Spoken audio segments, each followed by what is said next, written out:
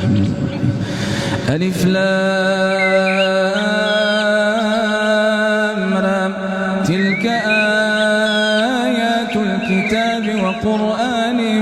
مبين ربما يود الذين كفروا لو كانوا مسلمين ذرهم يأكلوا ويتمتعوا ويلههم الأمل فسوف يعلمون وما أهلكنا من قرية إلا ولها كتاب معلوم ما تسبق من أمة أجلها ولا يستاخرون وقالوا يا أيها الذي نزل عليه الذكر إنك لمجنون لو ما تأتينا بالملائكة إن كنت من الصادقين ما تنزل الملائكة إلا بالحق وما كانوا إذا منظرين إنا نحن نزلنا الذكر وإنا له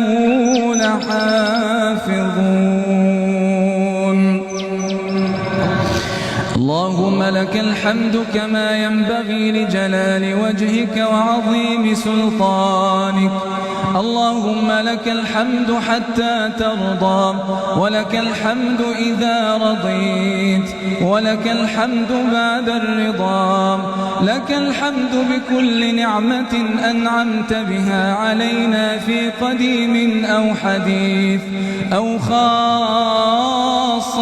أو عامة لك الحمد بالإسلام ولك الحمد بالإيمان ولك الحمد بالمال والأهل والمعافاة سبحان الله العظيم سبحان الله الحليم سبحان من تعطف بالعز وقال به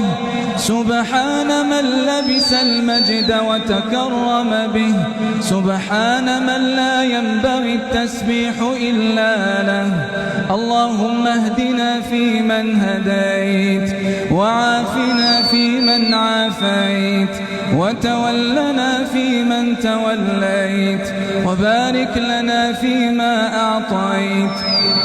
وقنا واصرف عنا شر وسوء ما قضيت